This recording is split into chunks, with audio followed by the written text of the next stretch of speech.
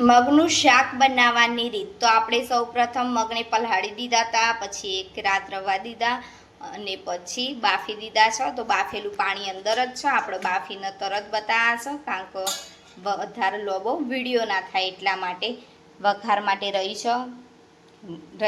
થોડીક જ છે, ખાલી વઘાર ચેક કરવા માટે. જીરું, પછી એક લાલ મરચું છે અને થોડાક પાન છે મીઠા લીમડાના, અને 2 મરચાં અને 3 લસણ, 1 ચમચી જેવું બેસન છે, અડધી ચમચી જેવી હળદર, 1 ચમચી લાલ મરચું, 2 ચમચી ધાણા જીરું, 1 નાનો ગોળ, અડધી ચમચી મીઠું છે, કારણ કે બાફતી વખત આપણે મગમાં એડ કરીશું એટલા માટે, અને કોથમીર ગાર્નિશિંગ માટે. અને લાઈક કરો અને શેર કરો અને સબસ્ક્રાઈબ કરો અમારા વિડીયો. તમને પસંદ આવે તો બોલવામાં થોડી મિસ્ટેક થાય તો સોરી. વઘાર માટે 2 ડોકલી જેવું તેલ.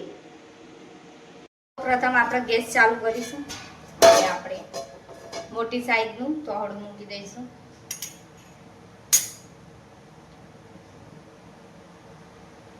એમાં તેલ એડ કરીશું 2 ડોકલી જેવું.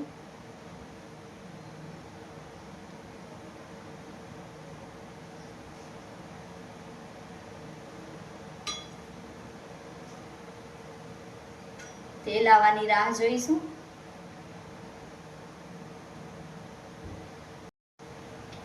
આપણે રાઈ એડ કરીશું. આપણી રાઈ ફૂટવા માંડી તો આપણે ગેસ ધીમો કરી દઈશું અને જીરું એડ કરીશું.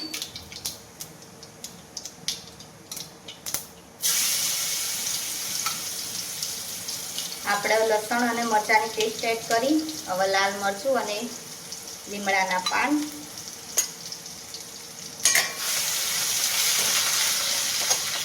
બધું મિક્સ કરીશું.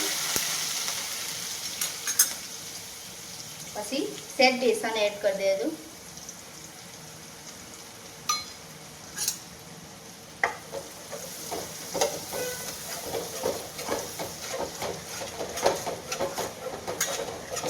પછી હલાવી દેવાનું, મસ્ત બેસન સેજ ચડવા દેવાનું.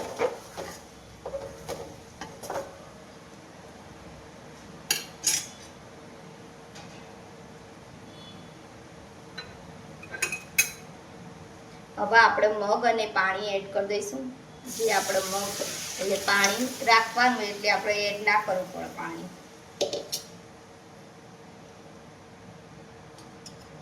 સૌ પ્રથમ લાલ મરચું એડ કરીશું. તીખું કરતા હોય તો લાલ મરચાં વધારે એડ કરી શકો.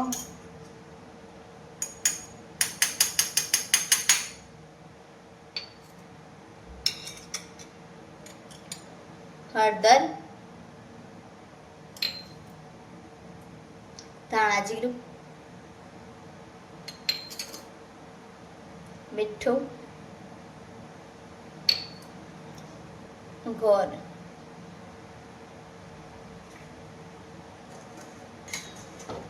બધું હલાવતું જવાનું. બેસન નાખવાથી જેમ કે રસોઈયા બનાવવાનો એવું શાક બને મગનું. આવી રીતે બનાવજો તો રસોઈયા બનાવવાનું એવું કમ્પ્લીટ શાક બનશે.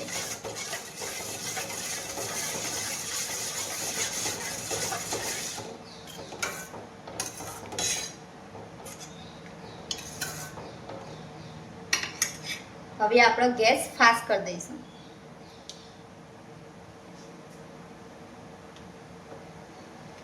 આપણે મગનું પાણી વેડ્યું હતું એટલે આપણે પાણી એડ કરવાની જરૂર નથી.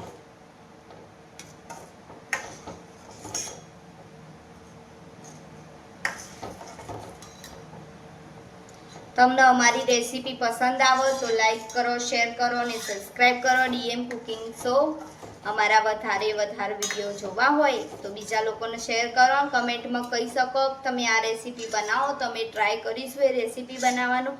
તમે અમારા જેમ બનાવો તો કમ્પ્લીટ ફરસાણ વાળાના જેવું જ બનશે, રસોઈયા જેવું જ બનશે.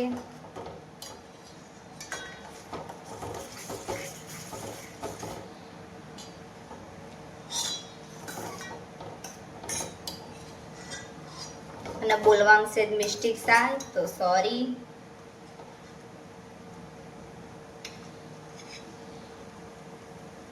મગ હવે ફાસ્ટ ગેસે ચડવા દઈશું એટલે થોડા થીક થઈ જાય, જાડા થઈ જાય તો રોટલી સંગાત, ભાત સંગાત, પૂરી સંગાત ખાઈ શકો તમે.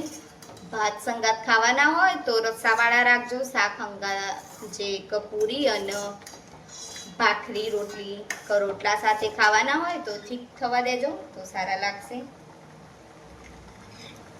અમે થીક કરીશું થોડા,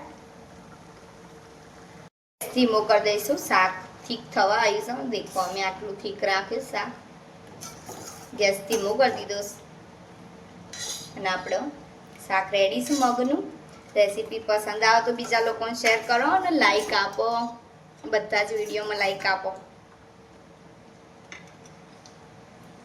ગાર્નિશિંગ માટે કોથમીર,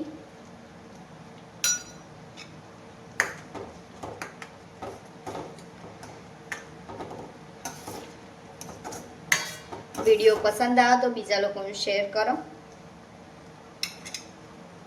હવે આપણો ગેસ બંધ કરી દઈશું. આપણું મગનું શાક રેડી. લાઈક કરો, શેર કરો, સબસ્ક્રાઈબ કરો અમારી DM કુકિંગ શો અવનવી વાનગીઓ જોવા માટે.